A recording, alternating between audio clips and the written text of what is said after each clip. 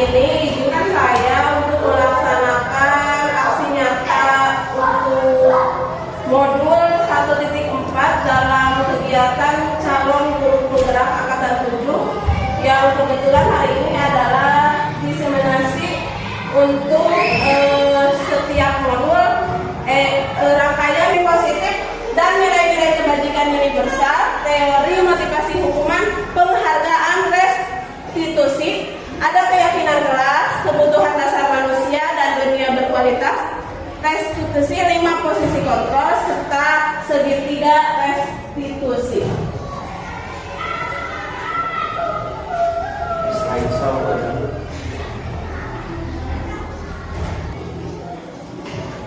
Perubahan paradigma, teori kontrol, ilusi kontrol.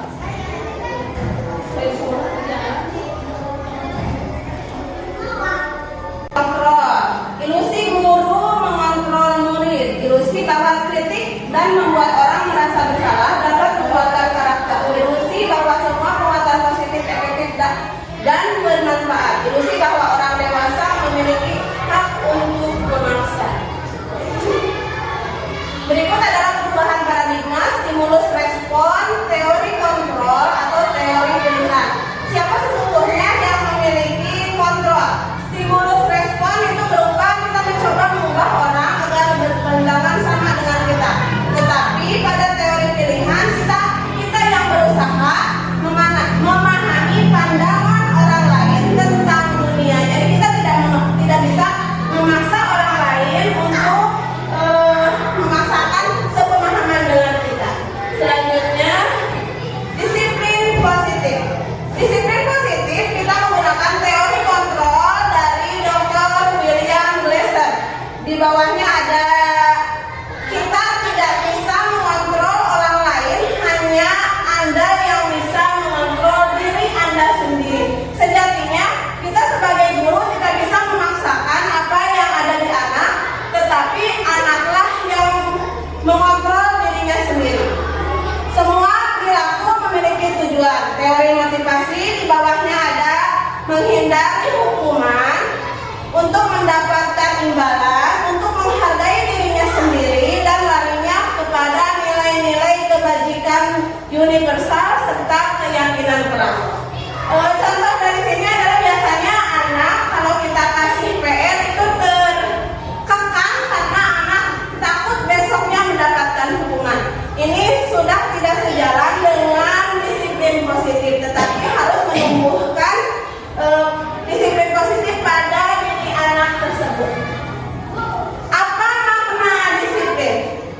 Disiplin tersebut berasal dari bahasa Latin yang artinya belajar. Jadi disiplin itu bukan untuk menghukum, mendisiplinkan anak, tetapi disiplin adalah proses belajar, dan belajar tersebut adalah untuk merubah sesuatu yang dilakukan seseorang pada orang lain untuk mendapat kepatuhan.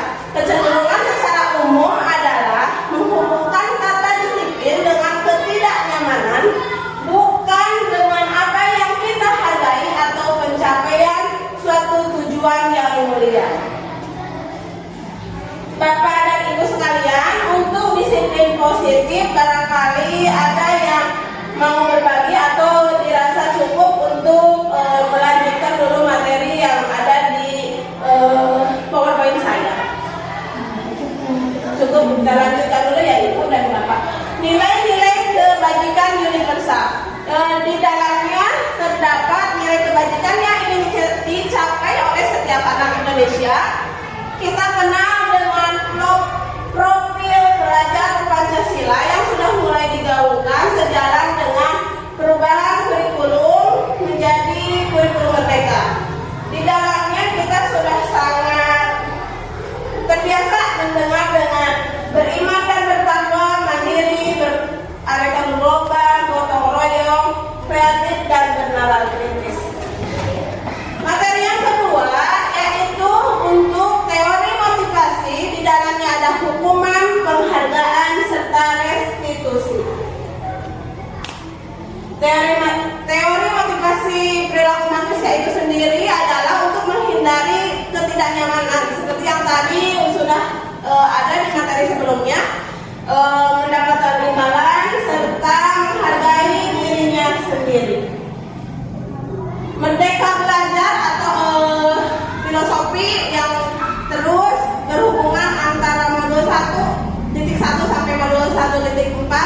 bahwa merdeka itu adalah tidak hanya terlepas dari perintah, akan tetapi juga cakap buat memerintah dirinya sendiri. Yang dirasa sulit itu adalah memerintah dirinya sendiri. Kadang kita terbelenggu oleh perasaan kita sendiri, tidak ada keinginan untuk merubah cara pandang kita sendiri. Di sini kita dicoba untuk mulai memahami apa itu perubahannya. Dihukum atau penghargaan. Biasanya anak di kelas ada dua jenis, mendapat hukuman atau mendapat penghargaan. Pengaruh jangka pendek dan jangka panjangnya. Penghargaan menghukum, penghargaan mengurangi ketepatan, penghargaan tidak efektif, penghargaan merusak hubungan. Hukuman oleh penghargaan sama seperti yang tadi yang sudah saya jelaskan, bentuk program kebijakan atau apresiasi. Beri dukungan secara khusus. Kita dicoba untuk memberikan dukungan secara khusus kepada peserta didik kita atau memberi pengakuan secara pribadi. Kita berusaha menempatkan diri kita sebagai teman bagi anak, memberi pengakuan kepada semua murid secara bergantian, beri pengakuan secara konsisten atau kontinu terus menerus, tidak hanya terlepas hari ini dilakukan besoknya tidak. Fokus pada proses yang sedang kita lakukan di dalam proses pembelajaran. Contoh pengakuan apresiasi kebajikan. Pembukaan kemarin saya perhatikan, ini hanya sebuah contoh ya Bu. Pembukaannya kemarin saya perhatikan nilai kebijakannya, rasa empatimu besar sekali. Situasinya pada saat menolong murid baru di kelas kita. Biasanya anak baru cenderung masih merasa malu atau belum punya teman, panggil seorang masih kena raga. Di sana tugas kita adalah memberikan empati. Tindakan buruk ini adalah hukuman atau konsekuensi. Di slide berikutnya sudah ada isinya. Di slide sebelumnya kita akan mencoba apakah yang kita lakukan itu adalah hukuman atau konsekuensi. Biasanya kalau anak SD menggantikan kertas tugas teman yang telah dicoret-coret, itu bisa terjadi di kelas ya Bu. Misalnya si A mencoret-coret kertas temannya, kita sikapnya sebagai seorang guru itu harus bagaimana? Apakah memberikan hukuman atau memberikan konsekuensi? Kalau di sini kita harusnya memberikan konsekuensi. Hukuman itu adalah jalan terakhir, seharusnya memang tidak ada, tetapi karena di kita itu hukuman sudah menjadi biasa, bukan biasa, mendisiplinkan. Seyogianya itu adalah salah. Kita harusnya memberikan konsekuensi kepada anak atas tindakan yang sudah anak lakukan dan bertanggung jawab atas kejadian yang telah dia perbuat. Perbedaan hukuman dan konsekuensi. Jelas di sini ya Bu. Ada hukuman, salah satu contoh mendorong anak menyakiti dirinya sendiri. Konsekuensinya adalah mendorong anak agar mudah menyesuaikan diri. Yang terakhir, marah, rasa bersalah, diperlukan, merasa tidak dihargai. Konsekuensinya kehilangan hak, dibuat tidak nyaman atau diasingkan untuk sementara. Biasanya kalau anak yang di kelas cenderung usil pada temannya, konsekuensi yang dia dapat adalah kehilangan hak atau dia merasa kehilangan tidak punya teman. Dan bagaimana kita menyikapi hal tersebut? Sama, ini masih tentang hukuman konsekuensi, tapi di sini sudah lanjut kepada restitusi. Salah satu contoh adalah murid anak akan tersakiti. Konsekuensinya murid tidak nyaman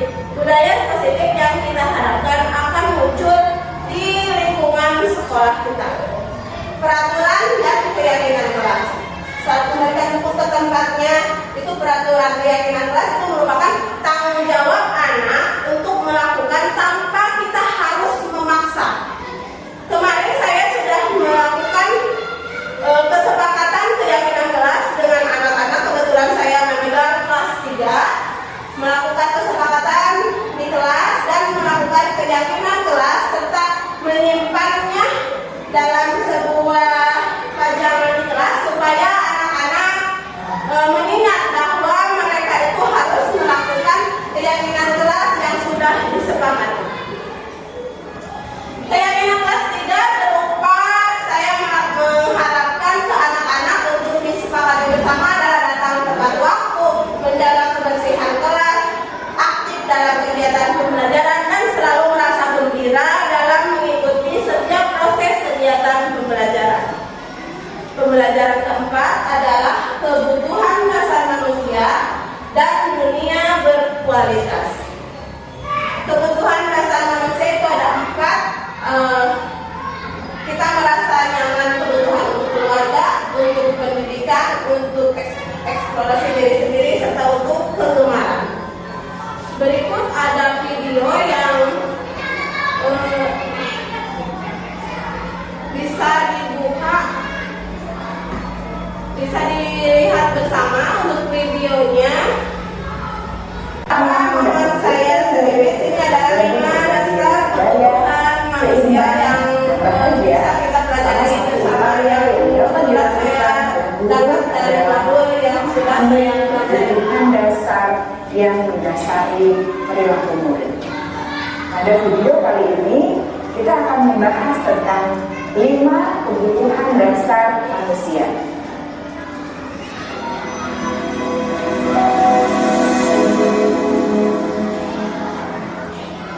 Ki Hajar Dewantara dalam salah satu kutipannya menyatakan, kita ambil contoh perhubungannya dengan hidup dan kebutuhan seorang petani, dalam hakikatnya sama kewajibannya dengan seorang pendidik yang menanam padi misalnya.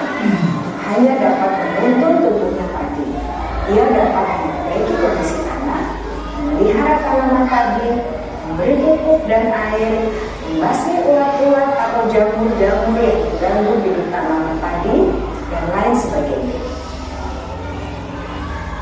Ketika guru memahami kebutuhan apa yang mendasari perilaku murid, dan guru berusaha menuntun dan mendukung murid dalam memenuhi kebutuhannya secara positif, pada hakikatnya guru tersebut ibarat seorang petani yang sedang berusaha memahami kebutuhan masing-masing tanaman, dan ia berusaha memenuhi kebutuhan tanaman tersebut agar dapat tumbuh dengan subur dan maksimal. Dr. William Glasser, seorang psikiater dari Amerika Serikat, menyatakan bahwa seluruh tindakan manusia memiliki tujuan tertentu, yaitu memenuhi kebutuhan dasarnya. Ketika kelima kebutuhan dasar telah terpenuhi secara memadai, maka murid tumbuh dengan seimbang dan bahagia. Sebaliknya, jika kebutuhan dasar tidak terpenuhi dengan baik, maka seseorang akan mengalami emosi negatif seperti bosan, sedih, dan kecewa. Maka mereka dapat melakukan perbuatan yang bertentangan dengan nilai-nilai kebajikan atau melanggar peraturan. Dengan kata lain, perilaku buruk seseorang biasanya. Ibu izin lanjut ke materi berikutnya. Kita bisa memaknai materi dari tadi yang sudah disampaikan oleh 5 dasar kebutuhan hidup manusia, bahwa kita seorang diri itu seyogianya adalah kita itu seorang petani yang menyiapkan lahan dengan baik. Bibitnya sudah ada, kita hanya membersamai anak supaya tumbuh dan berkembang dan menghasilkan, dengan catatan kita mengarahkan atau menuntun anak pada nilai-nilai kebajikan. Hukum atau apakah pembuat usaha, salah teman, pemantau atau manajer, tetapi adalah seyogianya kita diharapkan itu ada di posisi manajer.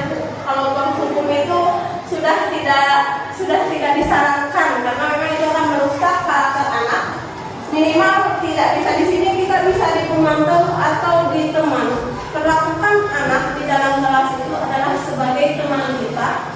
yang membutuhkan kasih sayang, membutuhkan penghargaan. Setelah dari teman kita bisa naik lagi ke pemantau, atau dengan berusaha yang ekstra kita bisa berada di posisi manajer, Bu. Manajer itu kita tidak memberikan lagi pertanyaan kenapa kamu kesiangan, kenapa sepatumu warna tidak warna hitam, tetapi kita menjadikan murid sebagai individu yang positif di dunia yang berkualitas. Berikut adalah pernyataan-pernyataan atau siapa yang akan memberitakan. Contoh penghukum itu katanya bakal keluar seperti ini. Kamu tidak pernah benar melakukan, misalkan kita menyuruh apa, melakukan piket atau melakukan membuang sampah atau apa. Tetapi beda dengan kalau kita ada di posisi manajer. Ada pertanyaan untuk menjadikan kita tidak melakukan pertanyaan yang merusak karakter anak. Bagaimana kamu bisa menyelesaikan masalah ini? Ada pertanyaan kepada anak agar anak terdorong atau termotivasi. Berikut pembelajaran ke-6 yaitu segitiga restitusi. Bapak dan Ibu, mohon saya menjelaskan tentang segitiga restitusi. Mungkin Ibu dan Bapak baru pertama mendengar kata ini, karena saya juga baru pertama mengetahui, oh ternyata ada segitiga restitusi seperti ini. Kita harus berada di, ketika ada kasus anak atau anak melakukan kesalahan, kita harus menanyakan dulu keyakinan, terus menstabilkan identitasnya, validasi kebutuhan anak. Apa kebutuhan anak dari kejadian tersebut? Misalkan contoh di kelas rendah itu anak coret-coret tembok. Kita harus menanyakan keyakinan anak, kenapa melakukan hal seperti itu. Terus kita menstabilkan identitas, kita tanyakan, kita gali, dan kita validasi kebutuhannya. Oh, anak menjalani kayak ini, berarti kita harus menyediakan suatu tempat untuk anak bisa berkreasi dengan coretan anak tersebut. Menstabilkan identitas. Guru berkata, berbuat salah itu hal yang manusiawi. Tidak ada manusia yang sempurna. Bapak atau Ibu juga buat salah. Kita pasti bisa menyelesaikan permasalahan ini. Bapak dan Ibu tidak tertarik untuk mencari tahu siapa yang benar atau siapa yang salah. Bapak atau Ibu lebih tertarik untuk menyelesaikan masalah. Ada dua anak berselisih. Kita tidak perlu tahu siapa yang benar dan salah, tetapi kita hanya mengklarifikasi. Kita hanya mencari tahu untuk menyelesaikan masalahnya, bukan mencari siapa yang salahnya. Kita validasi kebutuhan anak. Kamu bisa saja melakukan hal yang lebih buruk, tetapi kamu tidak melakukannya.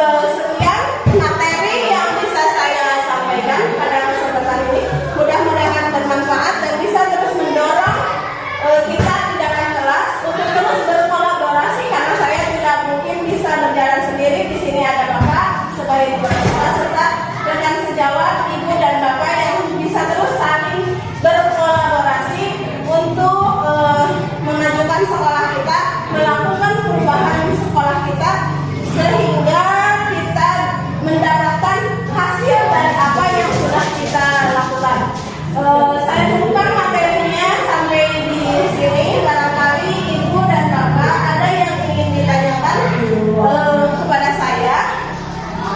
Apabila saya bisa menjawabnya, mungkin saya akan menjawabnya.